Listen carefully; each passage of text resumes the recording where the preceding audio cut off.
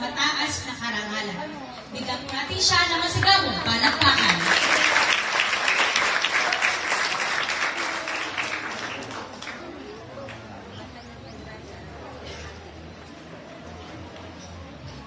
To our esteemed Public School District Supervisor, Mrs. Avelino Ogaa, to our compassionate school, to our Honorable Barangay Chairwoman, Mrs. Lucila M. Mendoza, to our compassionate school principal, Mrs. Maria Rita Luz M. Padua, to our Vice Mayor Mildred Belo Sanchez, Dr. Efren Andino, PTA President Mr. Richard Hidalgo, Councilor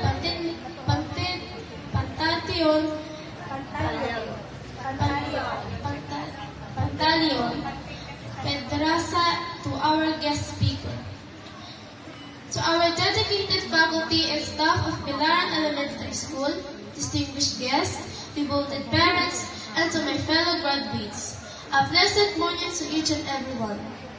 A good beginning is a good ending. A good ending is a worthwhile experience. First of all, on behalf of the entire class of school year 2023 to 2024, it is my pride and honor to welcome you to the graduation ceremony of Pilaran Elementary School. Those 6 incredible years of dealing with the deadlines of the school activities, studying for exams, listening to the discussions of our teachers, and meeting new friends along the way, lead us to where we are today.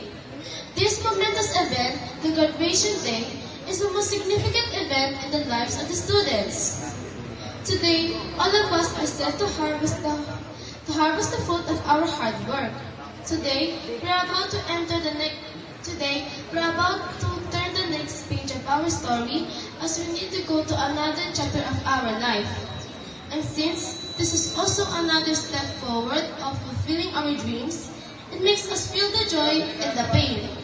The joy of reaching this milestone of our lives, and the pain of bidding farewell to the people who became part of our lives.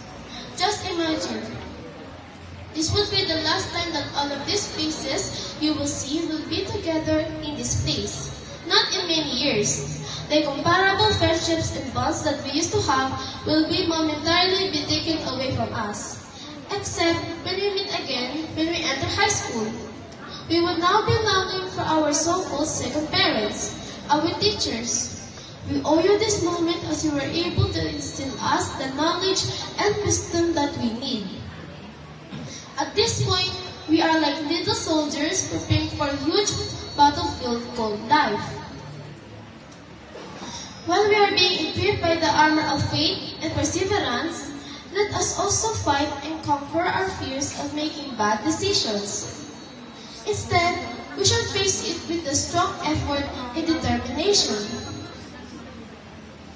Our shield is our loved ones, who inspired us to go on. I believe that we will win this battle as long as we keep our feet on the ground.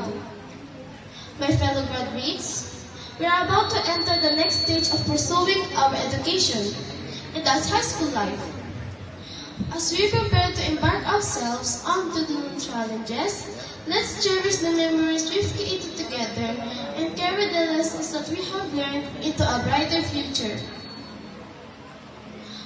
We would end this day by taking different paths away from the peers we used to have. But as we walk on by, let us not forget to remain grateful and humble for all of the blessings we are going to receive. Classmates, fellow graduates, I wish you all good luck for all of the coming years in our lives. May the years to come be kind to all of us, and may God continue to bless us with success in all our endeavors. Thank you very much. Once again, welcome and good morning.